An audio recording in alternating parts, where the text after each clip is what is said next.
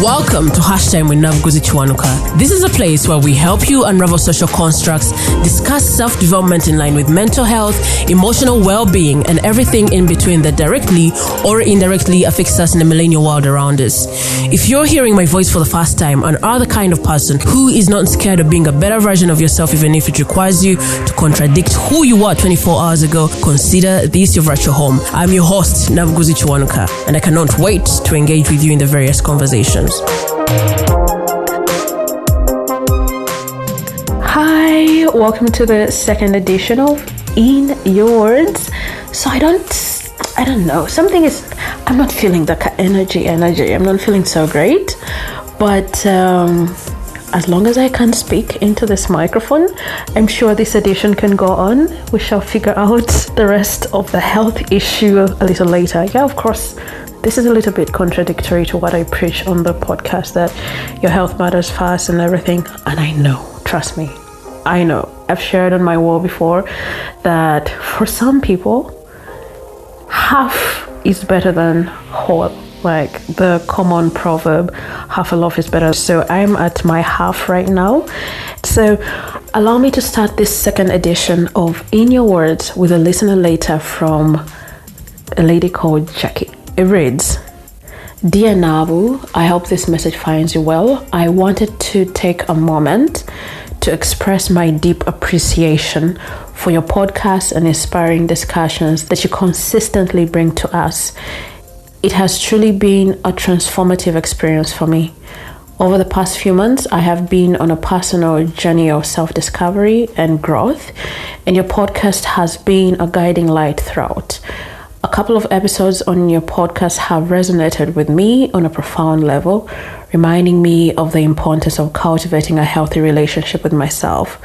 Through your insightful interviews and thought-provoking discussions, I have learned that self-love is not simply a buzzword or a fleeting trend. It is a lifelong practice that requires patience, compassion, and vulnerability. Your guests have shared powerful stories of their own struggles and triumphs, teaching me that self-love is a process that unfolds uniquely for each individual.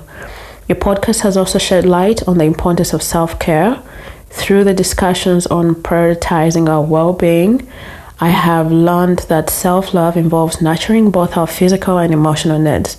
From practicing mindfulness to engaging in activities that bring joy and rejuvenation, I have come to understand that self-care is not selfish, but rather an act of self-respect and preservation.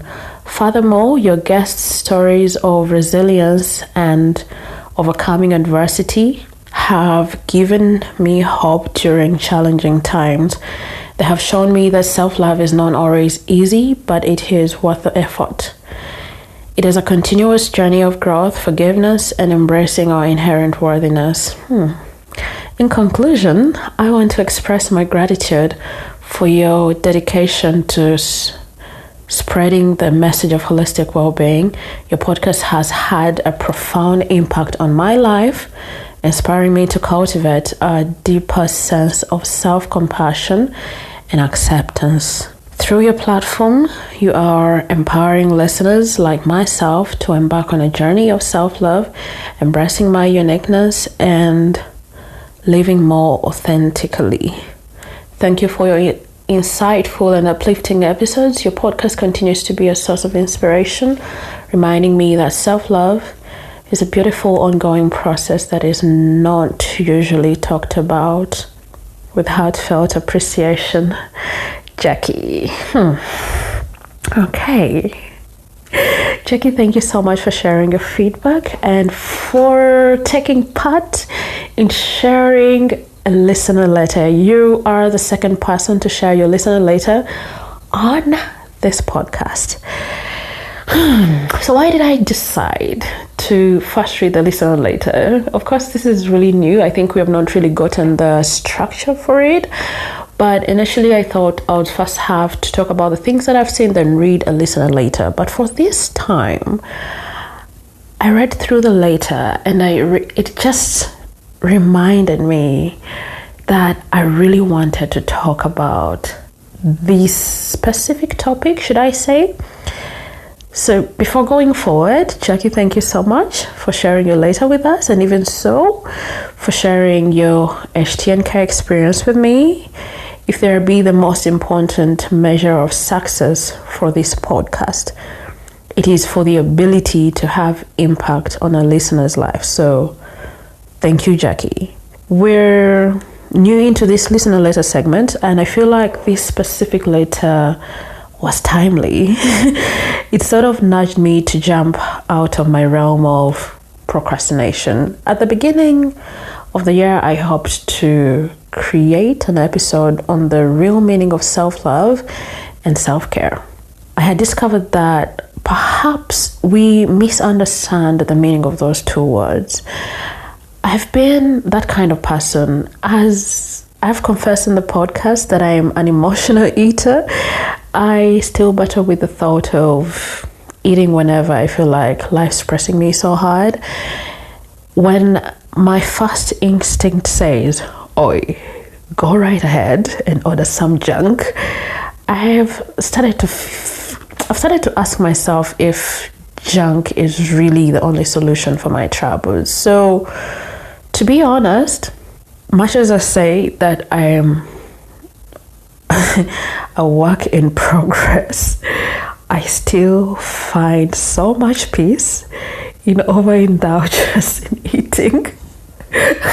I really still have that thing, because you see that the peace that comes with that, the eating, and this act of self-centeredness, I've found so much ability to self-center while eating, because by the time I take my last bite, I have managed to think through my troubles silently. I don't want interruptions in that period, by the way. I can't talk to anyone. I just want to sit with my thoughts and eat. My most recent suicidal ideation was in September 2020, and I was living like a zombie and truly exhausted trying any harder.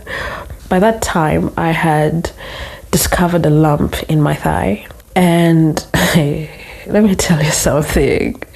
When you are constantly trying to live through different chronic illnesses, sometimes it's exhausting to have to keep fighting. When I felt that lump in my thigh, I was really worried that I had developed something else that I had to fight. This discovery had also come in a time when I was not emotionally okay. I was really, really exhausted. But let me tell you about the magic of the universe. So when I felt that lump in my thigh, I decided that I would start getting off the coaster. I don't know if when I say coaster you understand, but they're like mini buses, and they're the ones that we use in our area. So I decided that I'll get off the coaster at a stage further than the main one where I'm supposed to alight. But one evening, while I was walking back home with my head low, Joe,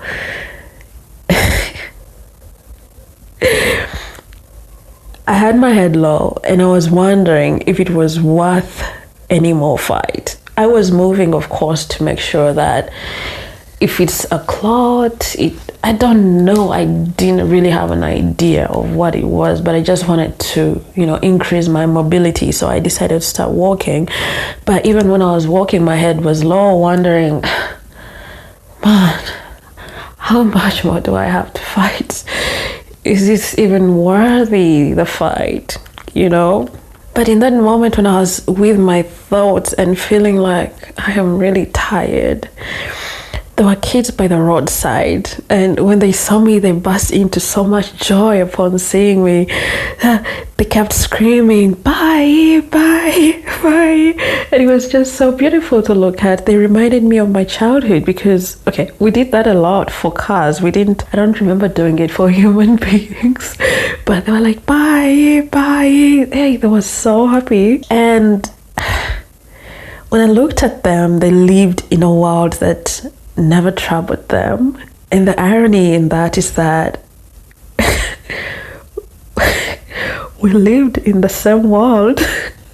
In a world where I was extremely exhausted, there were these little kids filled with joy, not troubles at all. So I had to get my head up, just smile and wave back at them, because I've learned for a while now that returning a child's vibrance is a way of showing them kindness. They don't understand these things. So I smiled, and for some reason, the moment I got my head up, so I think for this period, I got to understand what they mean, that whatever hits you, keep your head high. Because when I got my head up to see these kids and wave and smile at them, something in me changed, but I kept walking. And while I was walking, I started asking myself if I had it all planned out before I left. And in that moment, that's when I thought about Equate Foundation, and I was like, whoa. I knew it was such a pending project that had not yet gotten to the level of being sustained without me in the picture. There were kids in the foundation that we had gotten as beneficiaries, and they were assured that my presence in their life secured their education. So I knew that if I had to die, it was not yet time to do so. Oh my God. I knew it was not time for me to go.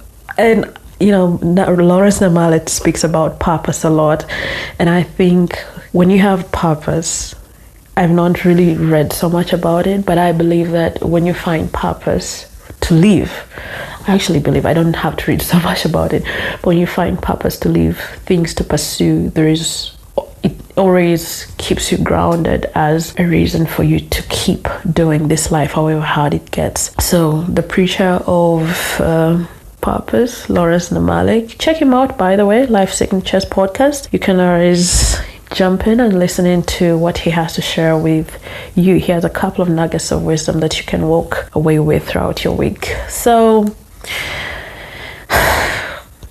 when I thought about Equate, I was like, hey, this is not the time for me to die, at least not before I get Equate in order. So to help myself feel better, like that realization came, yes, and it woke me up. But I was like, but what can we do now?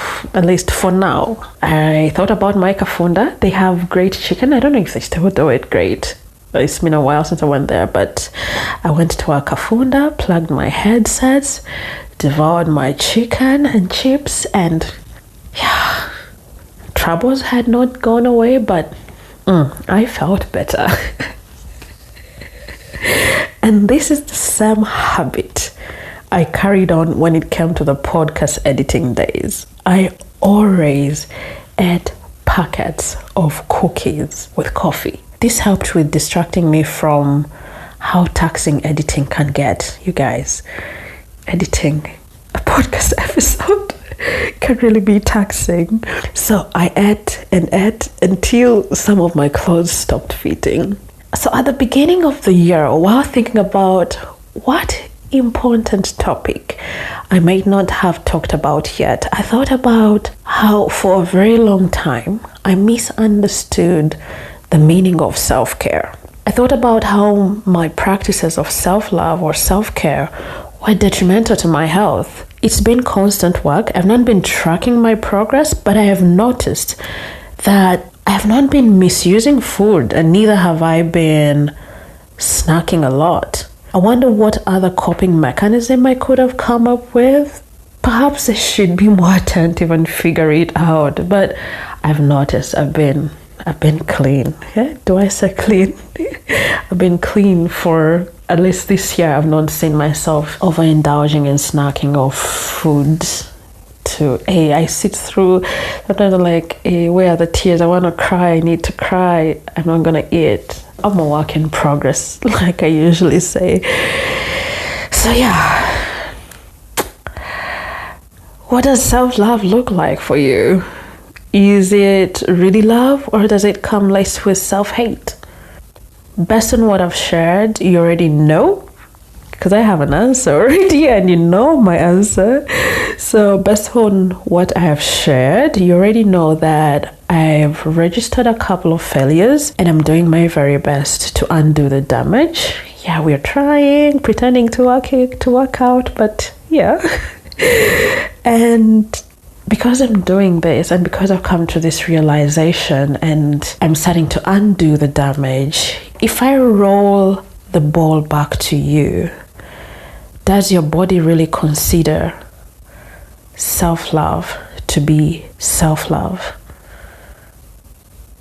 I wanted to go forward with this segment, but I don't want to leave so much for you to think about. So please allow me to ask you again, in your effort to practice self-love or self-care, are you truly being kind to yourself? Or are you just using something to drown your troubles? That's a reflection for the week. And yeah, I wish you the very best and see you on Wednesday. Thank you so much for tuning into another episode of Hashtime with Nabuguzi Chwanko. If you loved what you heard, make sure you subscribe to Hashtime with Nabuguzi Chwanko in your podcast platform of choice and share it with your friends, loved ones, and everyone that you believe is affected by the millennial world around us. Also, feel free to share your insights about what connected with you on social media and be sure to tag us. We are at Hashtime with Nabuguzi Chwanko on Facebook and Instagram, and on Twitter our handle is at HTNK Podcast. Feel free to share your feedback. Check out the different links for you to share your listening later. I will be happy to read from you. I'll be happy to share the nuggets that I come across. So in your words, second edition, I look forward to catching you in episode 112 and also catch you in the third edition for next week. Ciao.